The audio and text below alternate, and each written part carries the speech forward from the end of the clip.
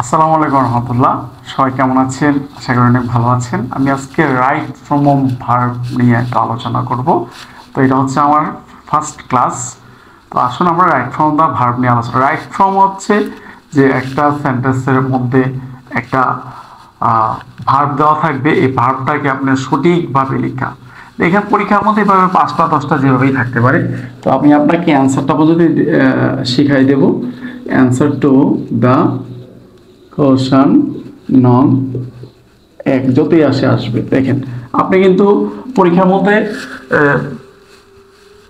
মধ্যে জাস্ট পুরোটা সেন্টেন্স লেখার দরকার নেই, জাস্ট শুধু আপনাকে অ্যান্সারটা লিখলে হবে।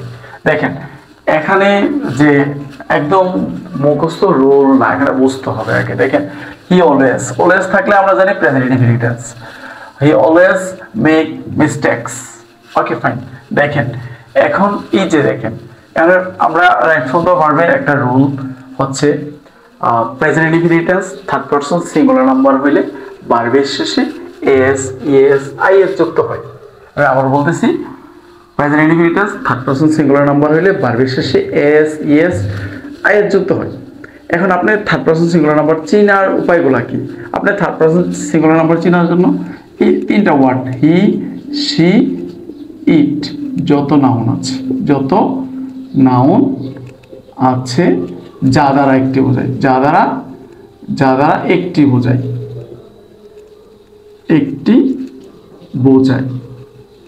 এই যে হি সি ইট যত নাউন আছে যা দ্বারা একটি বোঝায়। এখন নাউন কাকে বলে তাও আপনারা জানেন। চোখ বন্ধ করিয়া খোলার পর আপনি যা দেখতে পান সবই নাউন। চোখ বন্ধ করিয়া খোলার পর যা দেখা যায় তা সবই নাউন। তাহলে এই যে নাউন, আপনি he she it R noun দেখেন একটু ভালো করে একটু খেয়াল করেন। তাহলে এবার দেখেন এই হিটা কোন person? Third person.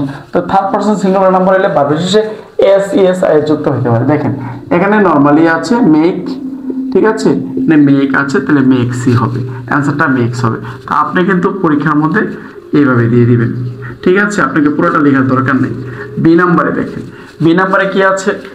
The teacher teach me English. এখন দেখেন কোনো ওয়ার্ডের শেষে যদি সিএইচ ও এস ডাবল এস থাকে তাহলে ইয়ের যুক্ত হয়। দেখেন এখানে সিএইচ আছে, এখানে কি আছে? সিএইচ আছে।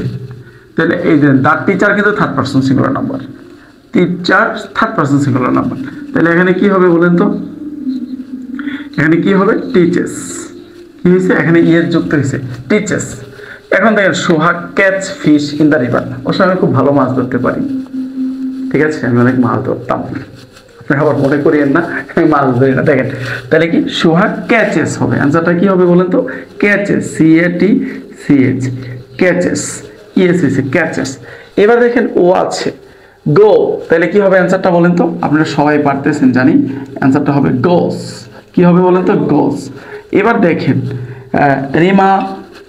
রিমা কুক রাইস এভরিডে থাকলেও জানি আমরা এটা প্রেজেন্ট ইনডিফিনিট টেন্স। তাহলে এবার দেখেন একটু ভালো করে একটু খেয়াল করেন। তাহলে রিমা যেহেতু থার্ড পারসন সিঙ্গুলার নাম্বার, এটাও থার্ড পারসন সিঙ্গুলার নাম্বার, এটাও থার্ড পারসন সিঙ্গুলার নাম্বার, সবগুলোই থার্ড পারসন সিঙ্গুলার নাম্বার। তাইলে কি এখানে কি হবে? কোক হবে না কোকস হবে, কোকস হবে। আজকে রুলের যে মূল বিষয়টা আমরা এখানে কয়েকটা জিনিস শিখলাম, সেটা হচ্ছে থার্ড পারসন সিঙ্গুলার নাম্বার শিখলাম, আর কিভাবে আমাদের রাইট ফর্ম ভার্বস অ্যান্সার করতে হয় সেটা শিখলাম। ভিডিওটা কেমন লাগলো অবশ্যই একটা লাইক কমেন্ট করে জানাবেন। আসসালামু আলাইকুম রহমতুল্লাহ।